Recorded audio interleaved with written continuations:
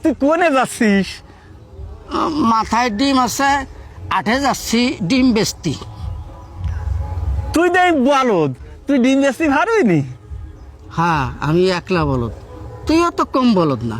আচ্ছা, কদি আমার মাথায় কি আছে যদি কতি পারিস ওখান থেকে তোর দুটিয়ে ডিম দেবো।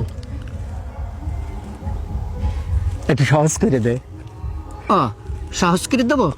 আমার মাথায় যা আছে তার রং সাদা, আর ওই ভিতরের কুসুম হলুদ হতে পারে, আবার দু একটা লাল হতে পারে। আর কব না করলে তুই বুঝিয়ে ফেলাই দিবি নি।